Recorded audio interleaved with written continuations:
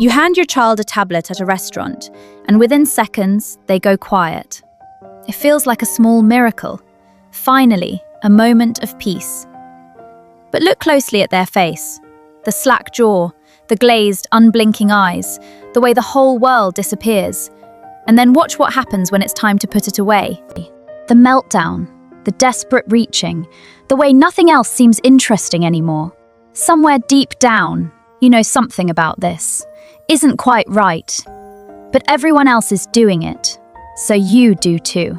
In Japan, you tend to see a lot less of this. And it is not because Japanese parents are stricter or because they ban screens entirely.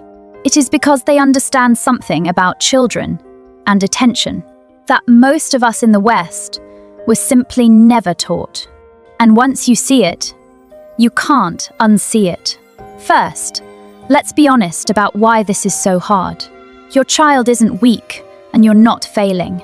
You're both up against something powerful. A screen, especially a fast app or game, gives the brain something the real world rarely does. A constant stream of bright, instant, effortless rewards. Every swipe, every color, every little win releases a small hit of dopamine. And a child's brain is still developing. The very systems that handle all of that. Here is the problem. When a child's brain gets used to that non-stop, high-speed stimulation, the real world starts to feel unbearably slow. By comparison, a quiet afternoon, a pile of blocks, a walk in the park, to a screen-soaked brain. These feel boring, even painful. So the child reaches for the screen again. Not because they're spoiled, but because their reward system has been quietly recalibrated. This is the trap, and Japanese parenting, almost by tradition, sidesteps it. Not by fighting screens head-on, but by making the real world rich enough to compete. And before we go further, I want to say this clearly. If you've used a screen to get through a long day, a sick day, a desperate moment, you have done nothing wrong, truly. Every parent alive right now is raising children in a world that didn't exist a generation ago. There is no rule book for this. We're all improvising. The goal here isn't to make you feel guilty about the tablet. It is to give you a few gentle ways to loosen its grip, so that screens become just one small part of your child's world, not the only thing that can hold their attention. I want to show you 3 things Japanese families do that quietly make screens far less powerful in a child's life. None of them are about strict bans or constant battles. They're about filling the real world back up. Let's start. The first is something that sounds almost too simple. Sotoasobi, outdoor play. In Japan, free outdoor play isn't a luxury or a scheduled activity. It is a daily necessity. Children are sent outside to run, climb, dig, and explore, often with very little adult direction. And this does something to a child that no screen ever can.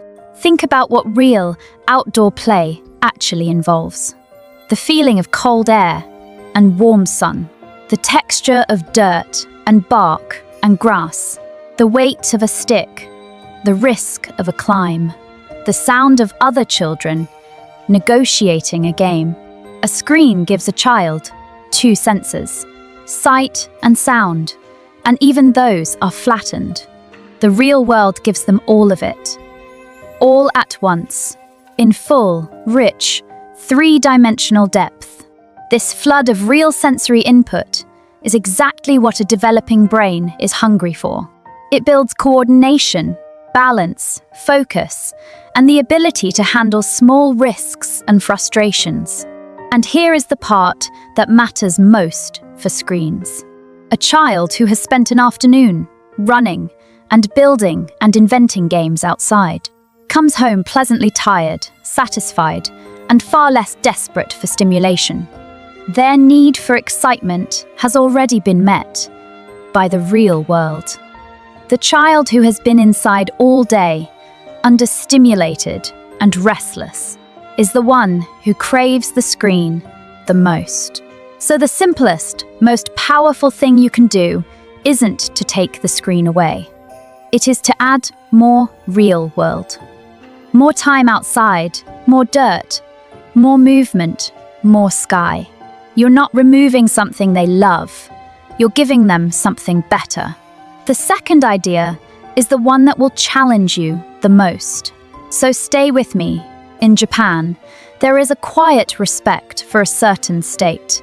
A state we in the West treat like an emergency. And that state is boredom. We've been trained to believe a bored child is a problem to solve immediately. The second a child says, "I'm bored," we hand them something. A screen, a toy, an activity. But here is what almost no one realizes. Boredom is not the enemy of a child's development. It is one of its most important engines. When a child is bored and not immediately rescued, something remarkable starts to happen inside their mind. They are forced to turn inward, to imagine, to invent, to create their own fun from nothing. This is the birthplace of creativity, of independent play, of a rich inner life. A child who is never allowed to be bored never develops these muscles. There is even a name for what the brain does in these quiet, empty moments. Scientists call it the default mode network. It is the state where the mind wanders, reflects, makes connections, and imagines. And it only switches on when we are not being constantly stimulated. Every time we fill a moment of boredom with a screen, we interrupt this exact process. We rob the child of the chance to build their own inner world. So here is something quietly brave to try. The next time your child says, "I'm bored," don't rush to fix it. Smile and say, "That is okay." Boredom is where good ideas come from. And then let them sit in it.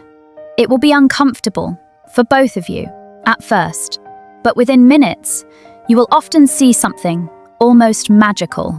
The child, left to their own devices, begins to play, to invent, to create.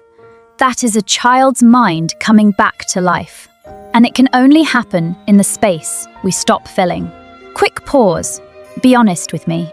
When your child says, "I'm bored," how many seconds pass before you or a screen? Jump in to rescue them. For most of us, it is just a few. I'm the same. Type the word Taikutsu in the comments. It is the Japanese word for boredom. Let's see how many of us are ready to let our kids be a little more bored. The third idea fills the space that boredom and the outdoors open up. Teshigoto. It means handwork, doing things with your actual hands. Japanese childhood is full of it. Origami, folding paper into cranes and boxes, helping to prepare real food in the kitchen, drawing, building, fixing, making. And this matters far more than it looks. A screen asks almost nothing of the hands. A single finger swiping, that is all. Handwork asks for the whole child. Both hands, full focus, patience, and care. When a child folds a piece of paper into a crane, they cannot rush it.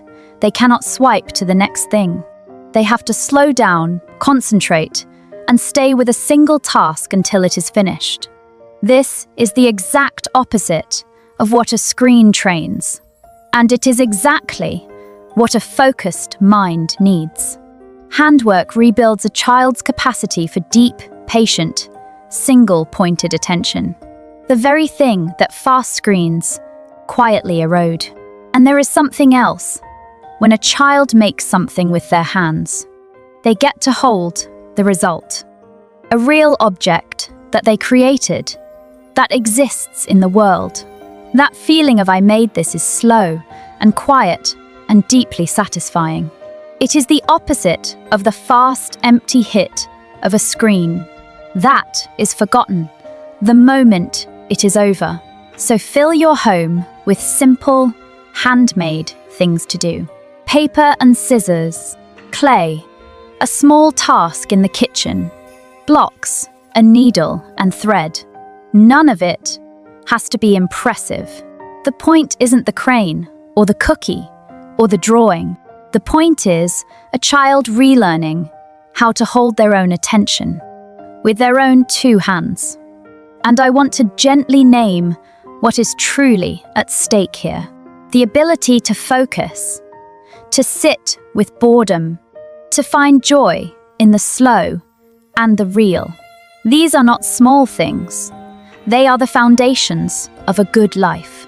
The child who can only be soothed by a screen grows into a teenager and an adult who cannot sit alone with their own mind, who reaches for a phone the instant there is a quiet moment, who finds the slow, deep, real parts of life unbearably dull.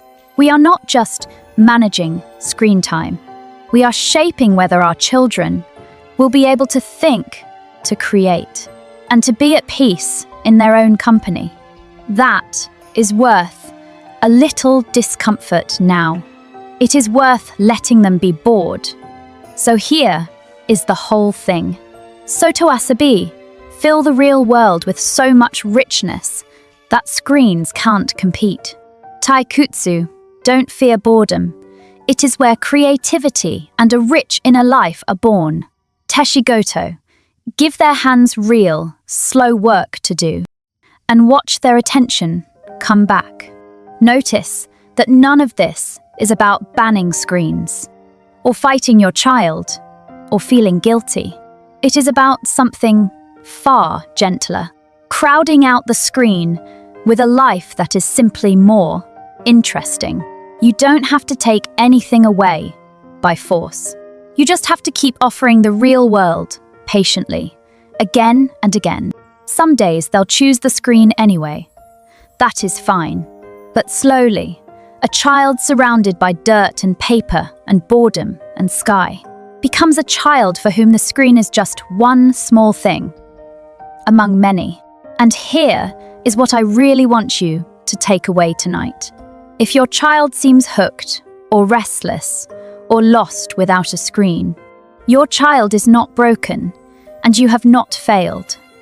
They're just a child in a world full of glowing rectangles who needs a little help finding their way back to everything else. You can start this week. One bored afternoon, one walk outside, one paper crane. One last thing. Before I go, tell me in the comments one screen-free thing your child loves to do. I'd love to gather a whole list we can all borrow from. And I read every single one. And if this gave you a calmer way to think about screens, subscribe to Mochi School. We have a lot more of these quiet ideas to share. I'll see you in the next one.